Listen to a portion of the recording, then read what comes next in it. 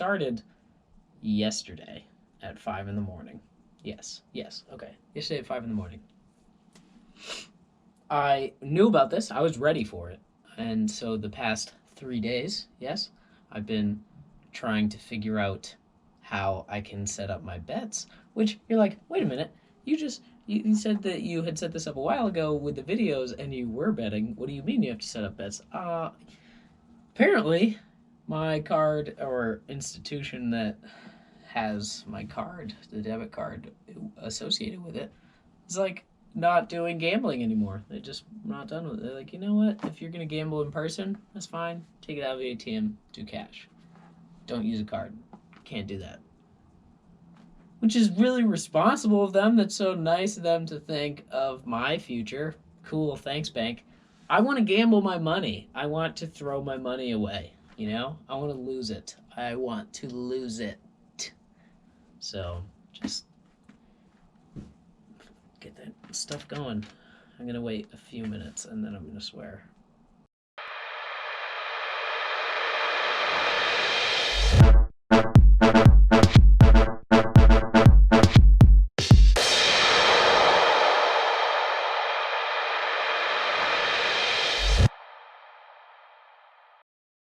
On Broadway, on Broadway. Okay, that's far too much singing anyone wants to hear, especially me. Hola, como están? Yo estoy cam. Apparently, it's temporary. We're here today. It's Monday.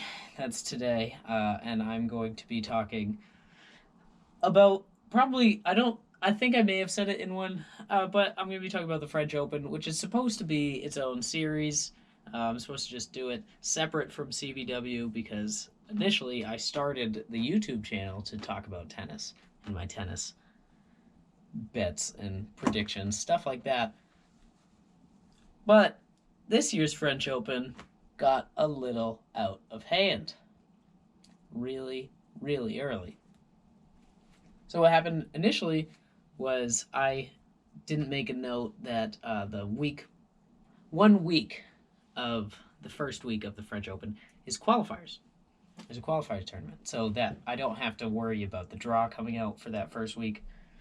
So back when I said, May 24th, excuse me, too, my gosh, I am a popular person. When I said May 24th was the start of Roland Garros, no, start of qualifiers. So I now have a week to kill. So I was like, oh, awesome. Then I did nothing. Long story short, it started yesterday at 5 in the morning. Yes, okay. Yesterday at 5 in the morning. I knew about this. I was ready for it. And so the past 3 days, yes, I've been trying to figure out how I can set up my bets. Which you're like, wait a minute, you said that you had set this up a while ago with the videos and you were betting. What do you mean you have to set up bets?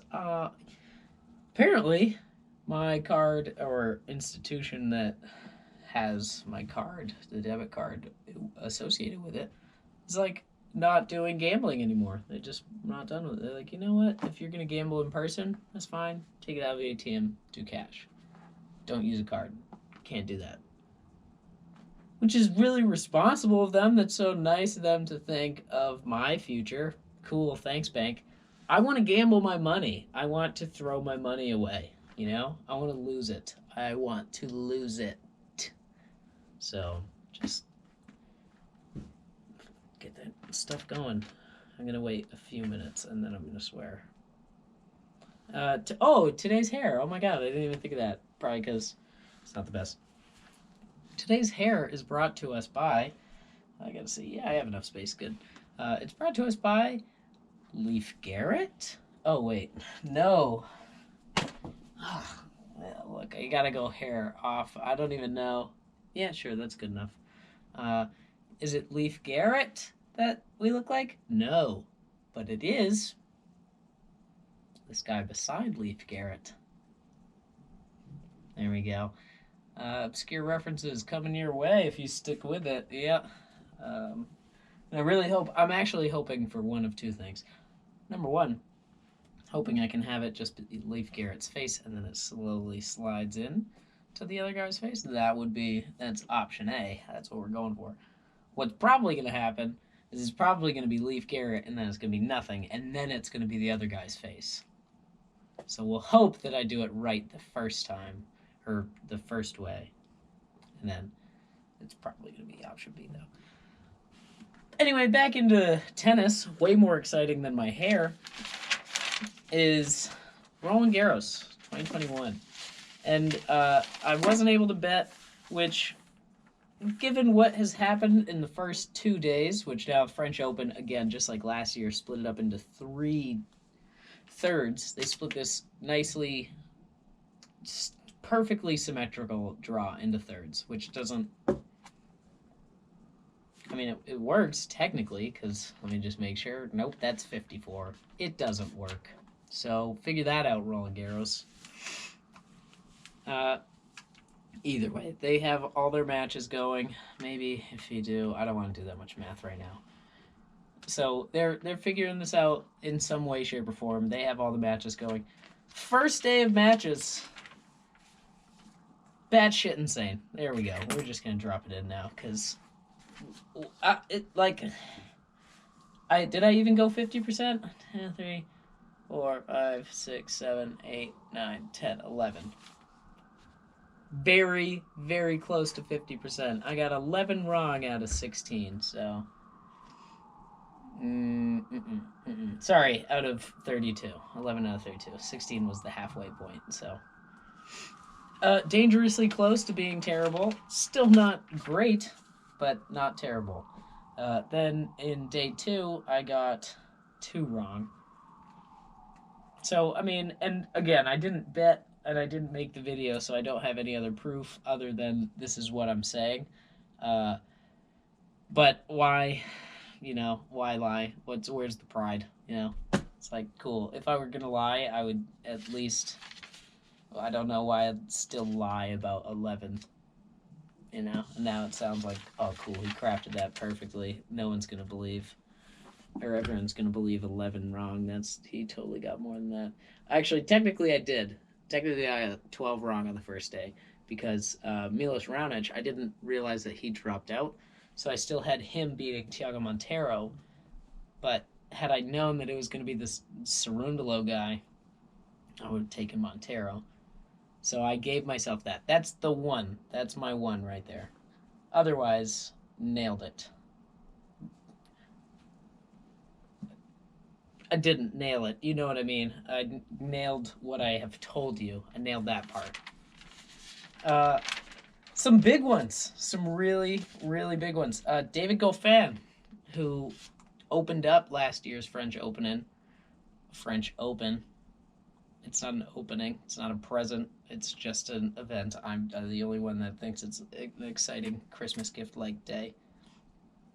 Anyway, David Goffin looking to really bring his name back into the light, with a victory here. Lost it to another Italian in the first round. This one was straight sets, though, which I think was worse than last year.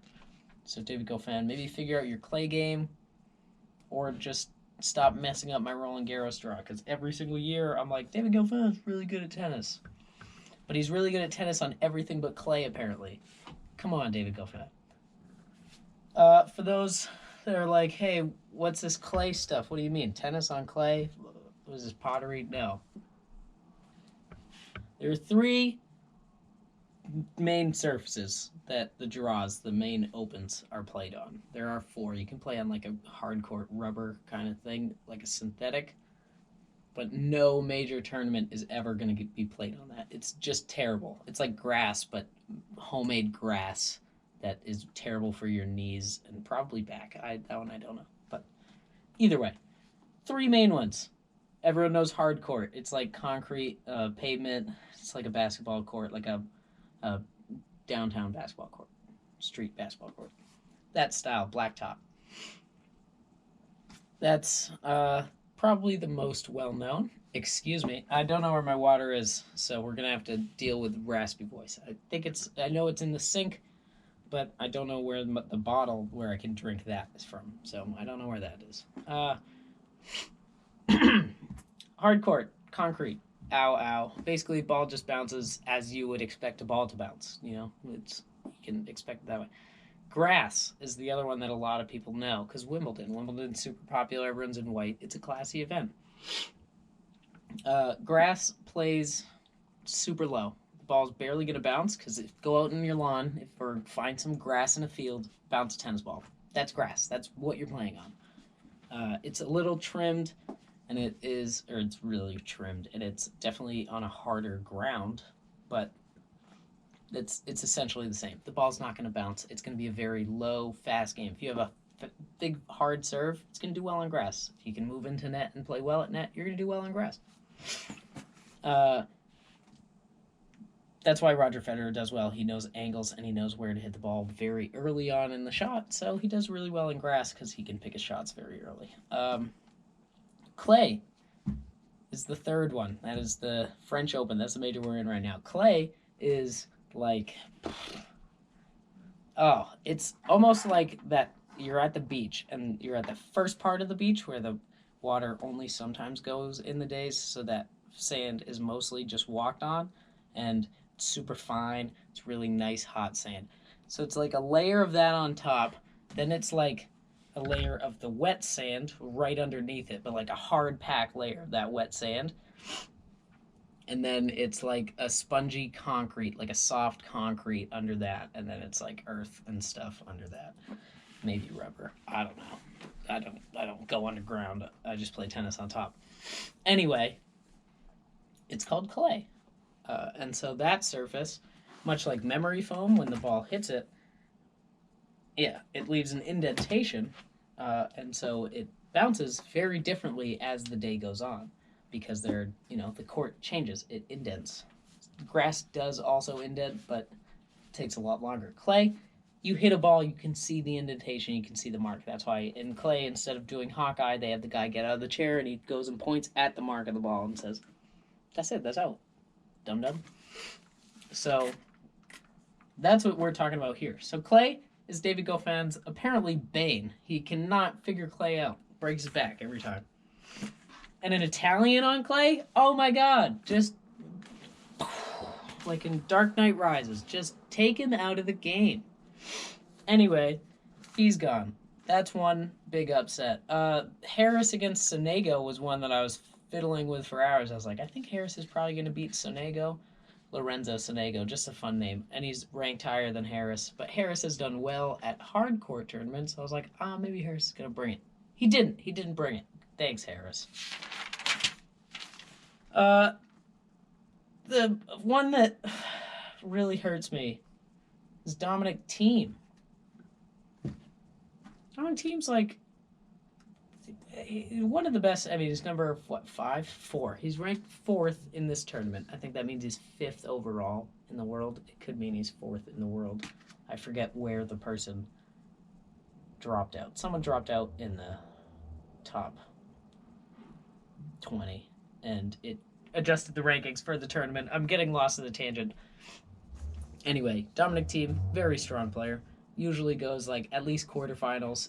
On clay, I think he's like maybe a semifinal contender. He's a very good clay player because he understands the slowness. Oh yeah, sorry, I don't think I finished that thought. The thing with clay, it's the exact opposite of grass. It's grass, if you know the shot before, then you're going to do well. But with clay, it's you have to read the shot.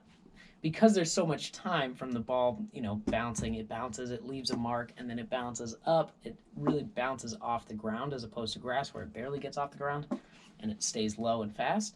Clay, it takes its time, it hits the ground, and if it has spin, it bounces way higher because it actually grabs onto the ground, and then the force, it just bounces a lot higher because it grips into the ground. Anyway, so as that going, clay is a slower game, so you have to read the spin on the ball better so that you can set up for how the ball is going to bounce rather than just where it's going to bounce. And then you have to be able to put your spin on it so that it's hard for the opponent to get set up for their shot. So Yeah, you'd think because it's slower, it's going to be a longer match, but because everyone's getting to every shot. But if you could set up right beside the shot, and it's going to take a bounce that you're not at all ready for, and that's changing something you've just set up for in about less than a tenth of a second. It's in the instant it bounces. You have to figure that out. So while it is a much slower game, it's fast in its own areas. You know, it's got those small little areas where it's a reflex game. But anyway, Dominic team usually really good. Did not do so well today or yesterday or 2 days ago. Can't quite remember at this point because I can't bet, so I don't know what days are anymore. Apparently. Anyway, he lost 5 sets to Pablo Andujar, which he's a Spaniard, so he does very well. Clay's from the Spanish area, and even though it's a French Open, Spain's right there, baby. Then we had that I picked some upsets that didn't quite work out. That I did. Then I picked some upsets that did quite work out, like Pedro Martinez. Yes, a different Pedro Martinez, but his name is Pedro Martinez. He took out an American Corda, which I saw that one coming, but then oh no, these are all ones I've talked about already. I knew that. Then Munar Thompson. Oh yeah, then Mackie McDonald over Rusevori, the Finnish man. Mackie McDonald's an American guy. He played Daniil Medvedev in like the U.S. Open, no, Australian Open qualifiers this year, I think.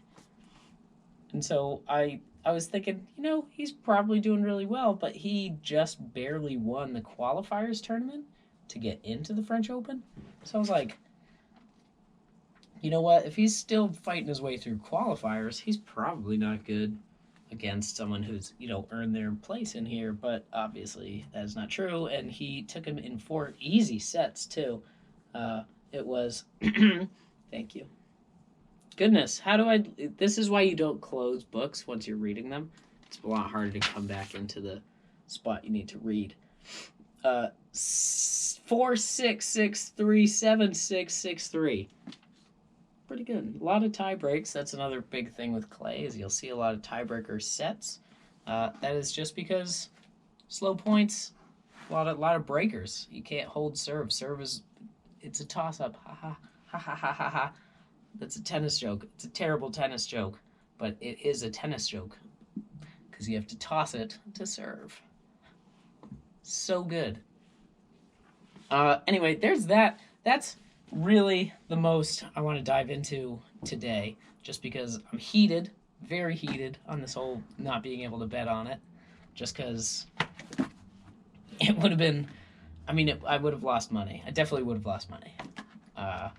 Because I would have stacked bets, and I don't think I would have stacked around any of the upsets.